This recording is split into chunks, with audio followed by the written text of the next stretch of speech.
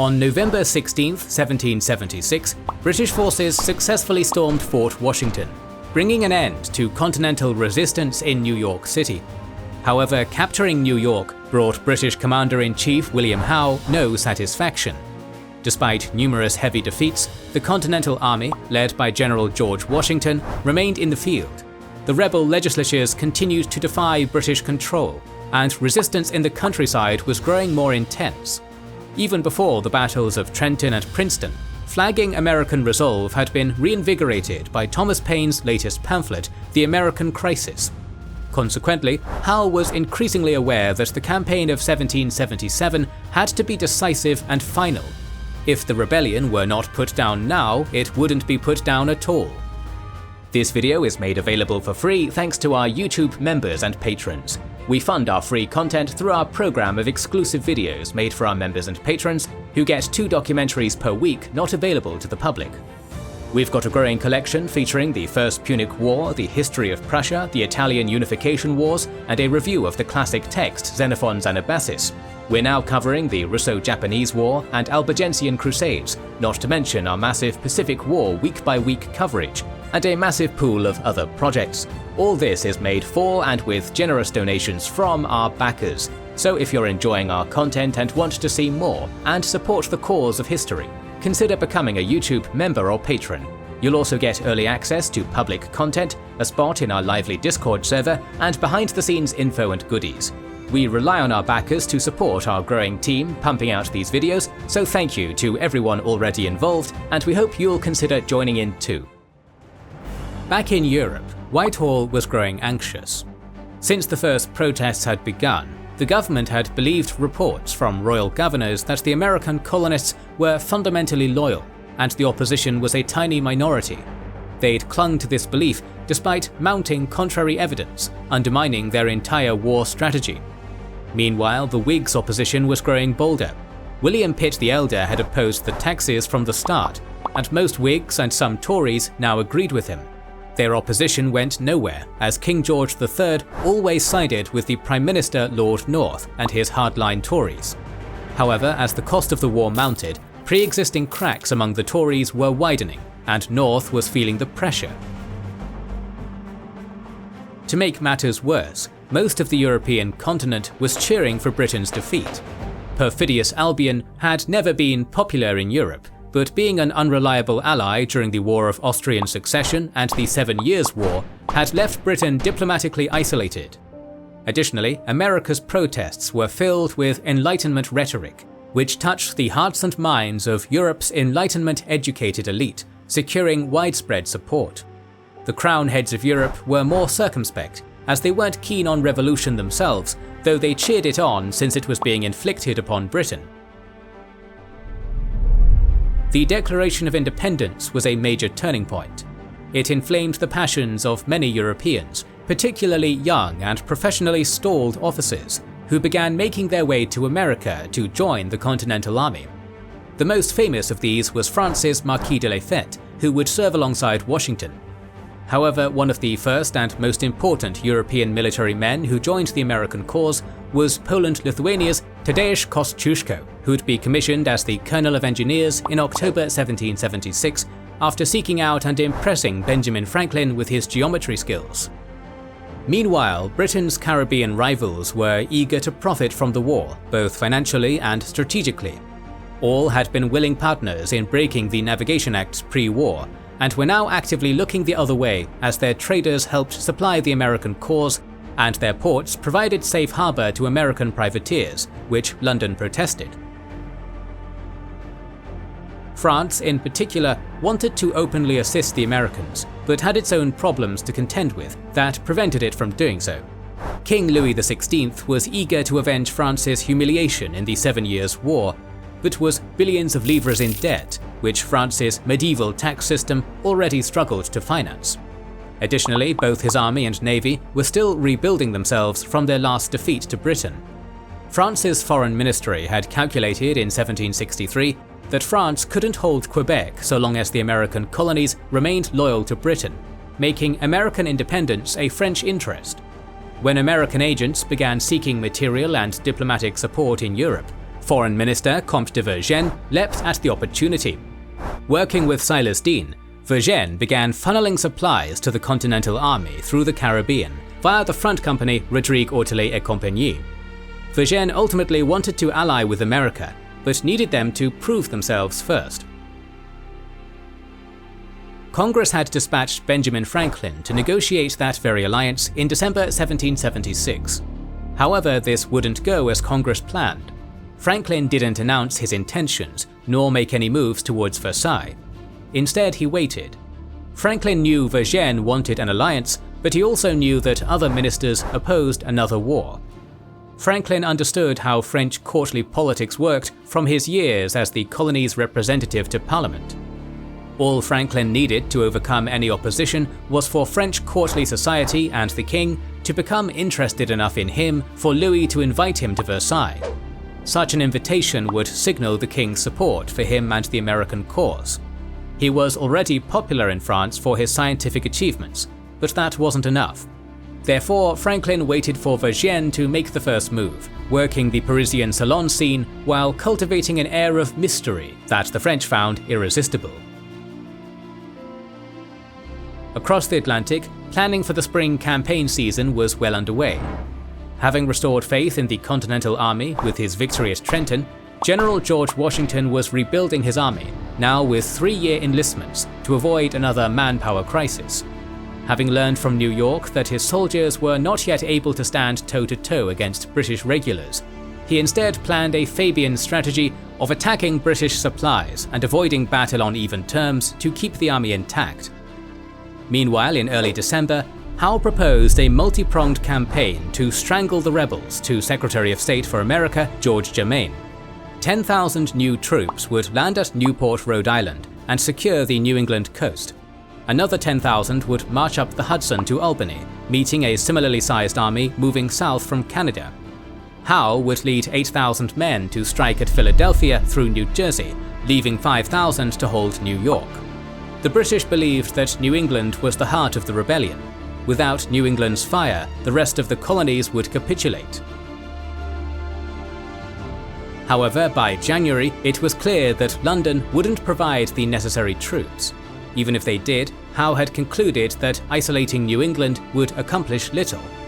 Even before Trenton, few loyalists were joining his army, despite a steady stream of them fleeing to New York. This, coupled with intense guerrilla activity in the New Jersey and New York countryside, demonstrated how dedicated the Americans were to the rebellion. Therefore, Howe decided his only option was to utterly destroy the Continental Army in open battle, and then capture Philadelphia.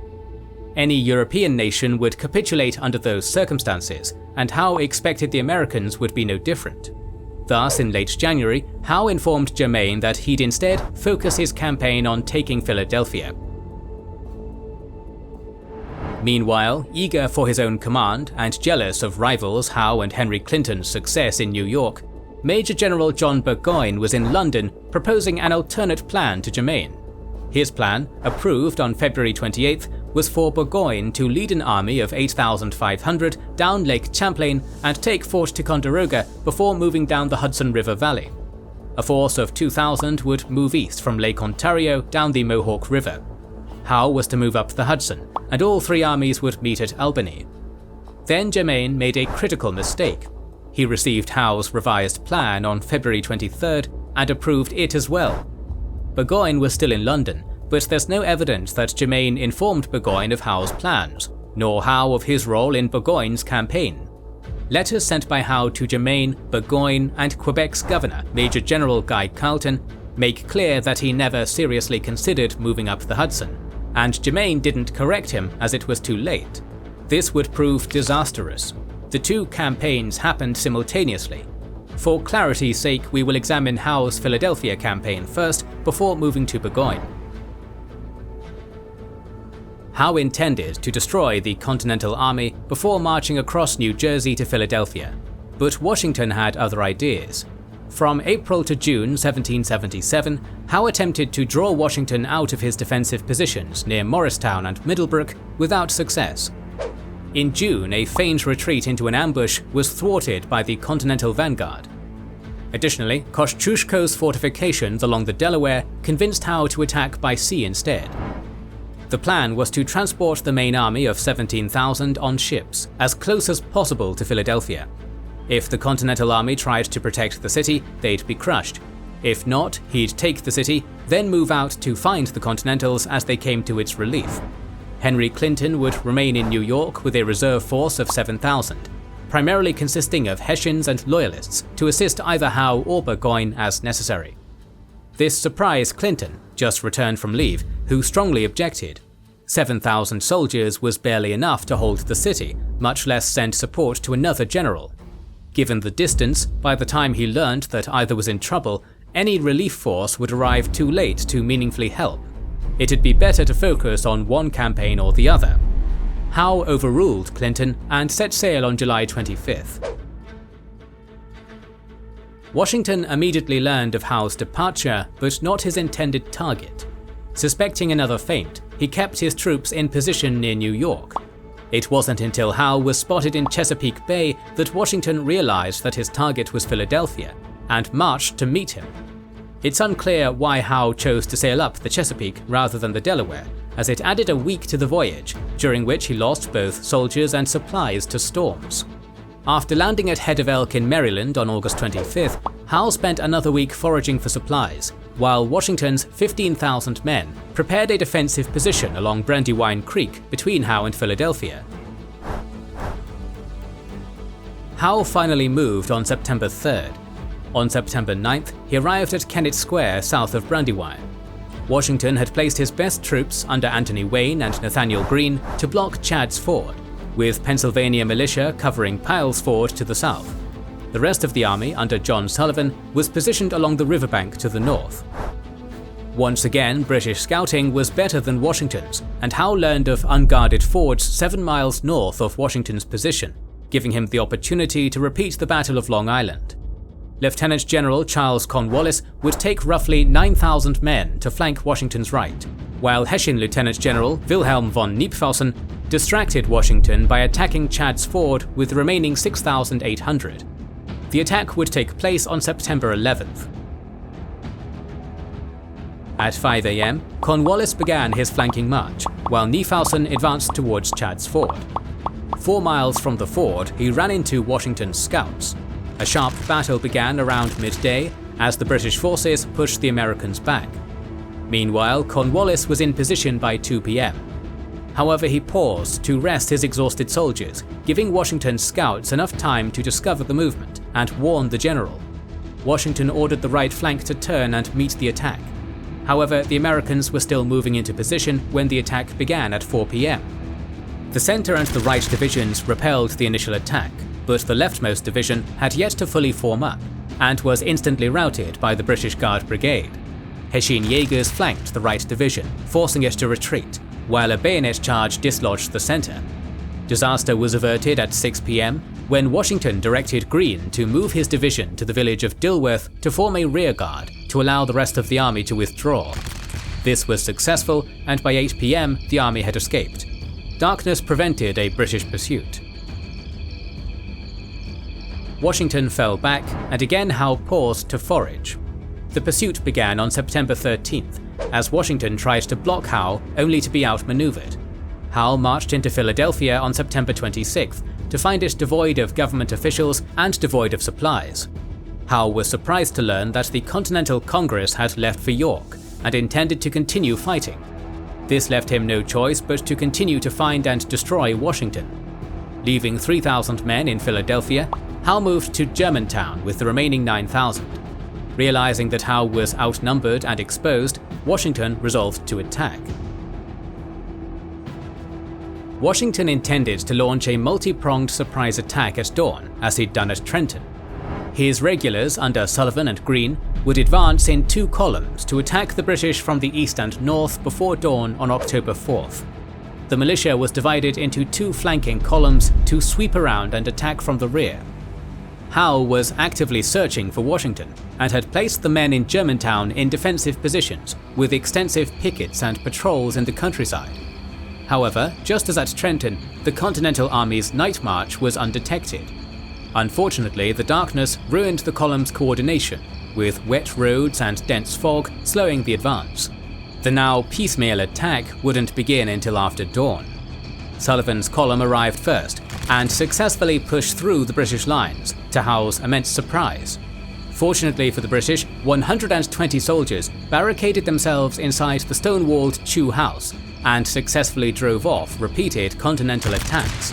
This caused Sullivan's brigades to become separated in the fog. Running low on ammunition and confused, they began withdrawing. Meanwhile, Greene's column had arrived and pushed the British back, but the thick fog was made worse by the gunsmoke now covering the town, and Greene's attack became more confused than Sullivan's. The militia columns missed the battle completely. By this time, the British had recovered from the shock and were advancing against the Americans, so Washington withdrew. The fog had saved Howe from potential disaster. Howe and Washington continued skirmishing until mid-December, when snow finally forced both to enter winter quarters.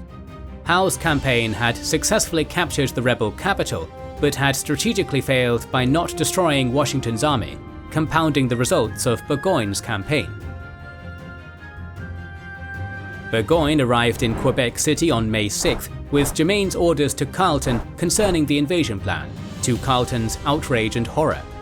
As a governor, he should have been in overall command, with Burgoyne as the field commander.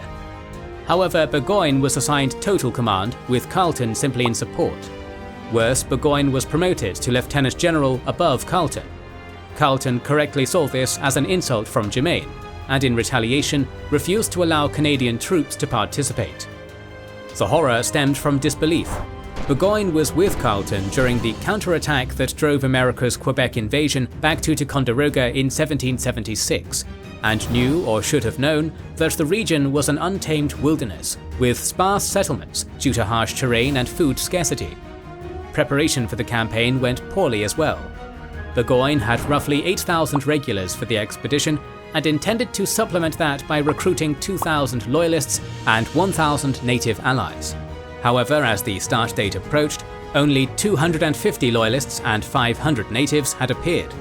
Worse, Burgoyne acquired less than half the supply wagons he needed, and was so short of horses that his Brunswick dragoons had no mounts. Despite the shortages, by June 13th, the army was assembled at the northernmost point of Lake Champlain and sailed for Ticonderoga on the 14th. The Continental Northern Department, under Major General Philip Schuyler, was aware that Burgoyne was planning something, but not what. The northern defences were purposefully undermanned due to supply problems. Fort Ticonderoga's fortifications were expected to hold the British long enough for reinforcements from New England and Lower New York to arrive.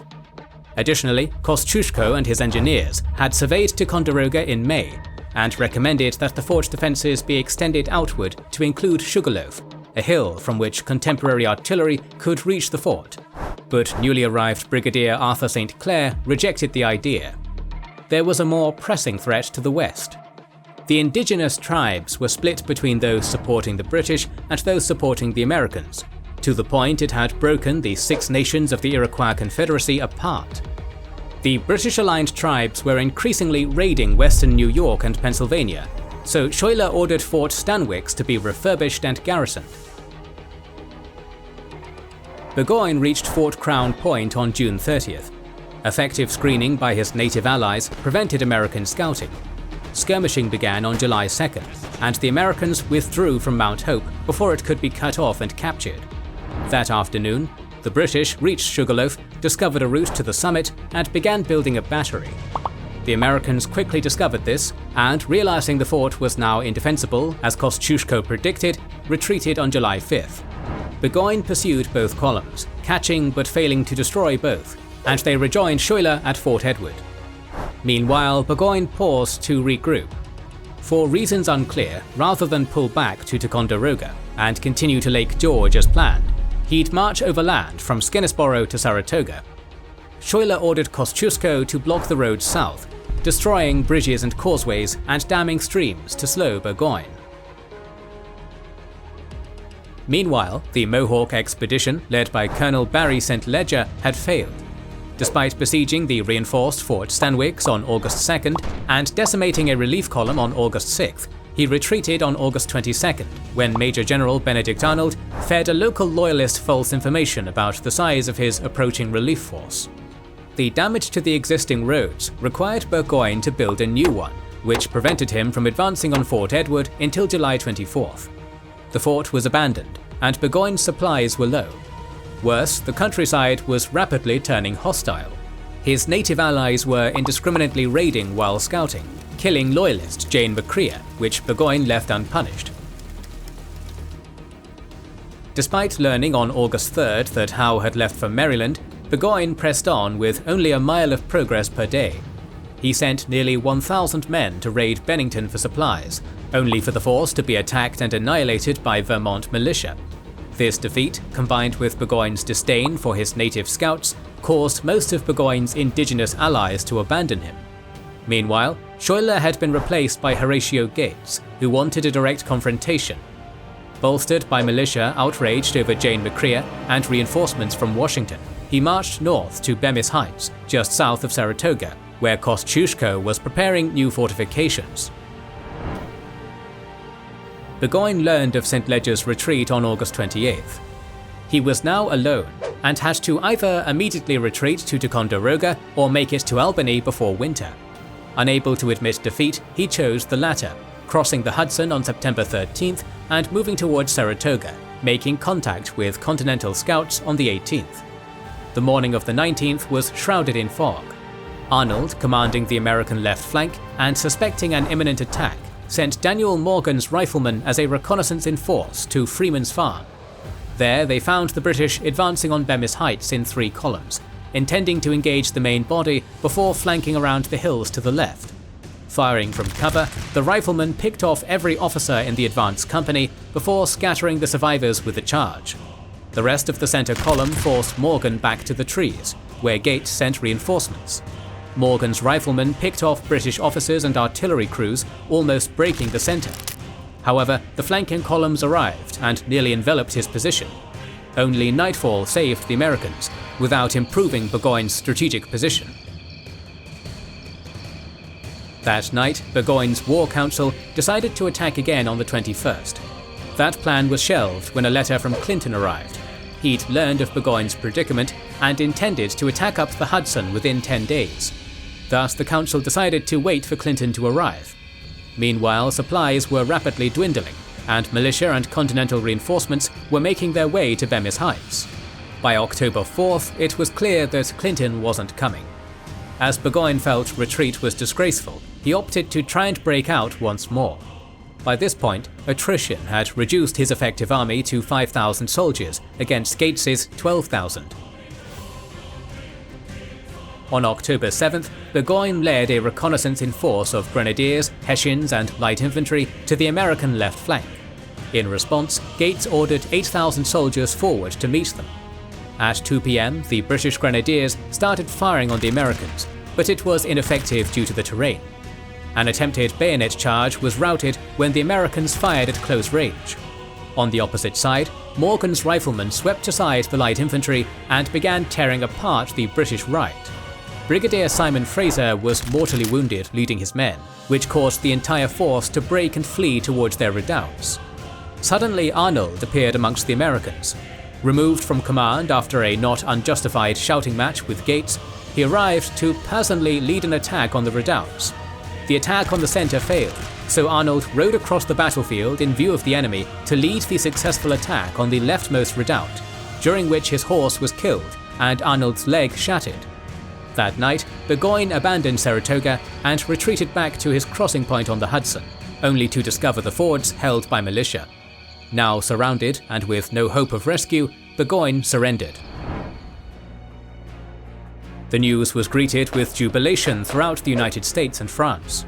The morale boost was desperately needed after Philadelphia, while Franklin and Vergennes finally had the victory necessary to begin negotiations.